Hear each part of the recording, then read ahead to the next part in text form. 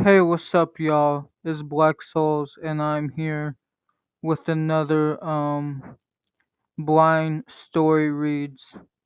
This is number 3.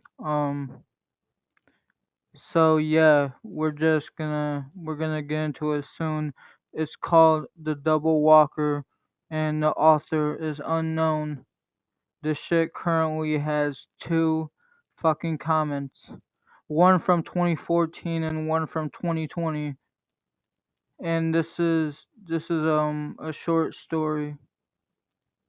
So yeah, here we go.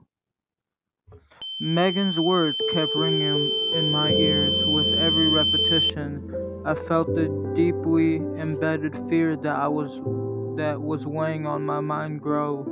Hardly anyone sees their death coming. I don't know why, but I had to be one of the only people who did. Panic was setting through. My senses were still groggy from all the medication I was given. I could just make out the sound of the heart monitor speeding up gradually. Tears were beginning to walk down my cheeks. The saltiness stung the cuts on my cheeks. Now that I was awake, I was steadily regaining my better judgment, and every injury I had sustained was slowly beginning to resurface, overwhelming my brain with pain. Memories from the past few hours rocketed past my eyes like a film. There was nothing I could do to make them stop. Closing my eyes didn't help. In fact, they made the images clearer. I was helpless as my life passed before my eyes. That was a sure sign I was going to die. I suppressed a sob that had risen in my scratchy throat. It made me cough violently. Breathing was becoming somewhat of a challenge now, even though there was an oxygen mask strapped to my face. Wasn't there supposed to be a little quicker thing that would get a nurse with an arm that felt like lead? I felt around the side of the bed for it, but it wasn't there. All this panic was undoing my nerves. What was left of them, anyway? I squeezed my eyes shut, trying to tune out the rest of the world. They say everyone has a devil, and when you see it, you die. I could hardly wrap my head around this. I knew I was going to die. Everybody knew that. My end was drawing nearer and nearer.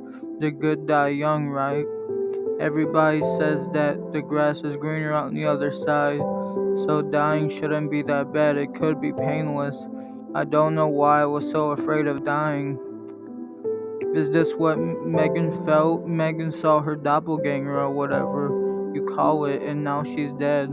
They never even found her body. I couldn't be sure that she died quickly without pain. I remember how terrified Megan looked at first block when she confided in me her run-in with herself. I thought she was just messing with me at first, but Megan wasn't really the one to mess with people. Then what do you know? She's dead 2 days later.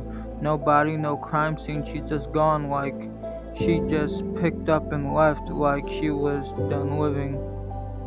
My nerves were fraying as more and more memories began to surface. Me driving down an unusually quiet main street alone, still reeling from the death of my friend. Somebody ran out in front of my car. Instinctively, I slammed on my brakes because it was December. The tires slipped and my car spun out of control. All I remember before waking up in this hospital, I don't know how many days later, was a girl about 5'7" with bleached blonde hair. I even saw her dark brown roots.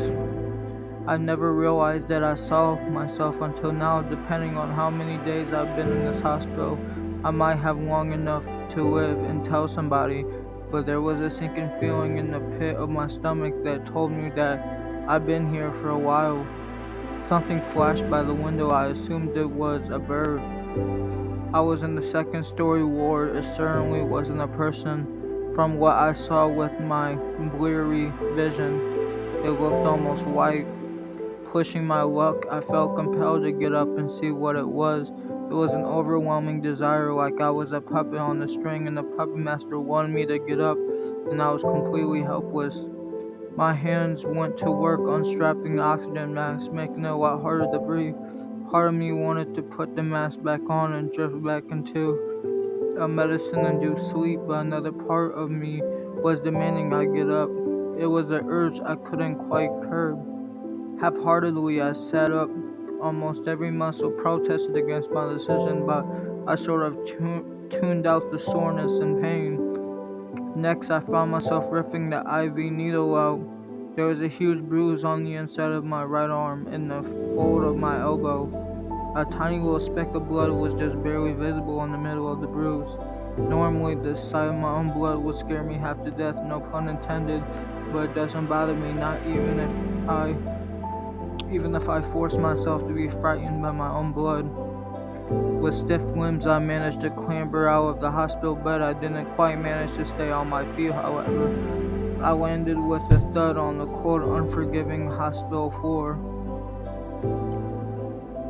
The thing fluttered by the window again. It pushed me to get closer. I fingered the floor, searching for something that might help me get to the window faster. My hands brushed the IV stand, almost as if I was possessed. I got myself up on my feet. The IV stand had wheels on it so I could move with ease. They say everyone has a double, and when you see it, you die. I felt like an elderly person using the IV stand as a cane, and I moved like an elderly person too. I must have bruised my tailbone or something because every step was like somebody was stabbing my lower back with a butcher knife. It was unbearable, but I kept going until I had tears gushing out my eyes and was on the verge of throwing up. Once I was standing in front of the window, I noticed how much my senses were mangled. It felt like there was breeze or something. I never felt that before now. I was staring at the window and I could tell that it was closed. I could see my reflection. Something wasn't right though. I didn't know at the time what it was, but I knew when I found out that getting out of bed was a bad idea. Absent-mindedly, I leaned forward. I felt a little wobbly and I went to hold the window frame. My hand missed. The ground rushed up at the nauseating speed. Okay, so yeah, that was a short story, but I ain't gonna lie, I liked it. I liked it. I liked how they were getting descriptive, and I like how I like how it was talking about like how the person was talking about how like if you see your double, that everyone has a double and when you see it you die. Like that's very interesting. But I feel like it was a well written story. I really do. I really felt like it was a well written story. And we figure out that the reason why they're in the hospital is because they got into an accident because there was someone that ran in front of my that ran in front of his car, and instinctively he slammed on the brakes. And since it was December, the tire slipped and his car spun out of control. And that's all he remembered before waking up in this hospital.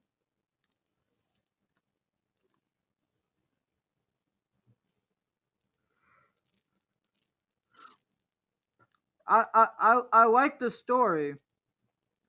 One of the things I could say that I didn't like about it is that it just ended abruptly. Like we didn't really get to figure out like we didn't really get to figure out like more about like what happened. like the story just ends. The story just ends. So that's something that I kind of didn't like about it, but overall the story was good. I would give the story a 7.5 out of 10. So yeah. But I hope y'all enjoy the video. Y'all can do anything y'all put your minds to. I believe in you. I love y'all so much, and I'll see y'all in the next video or whatever. Peace. You left me, but it always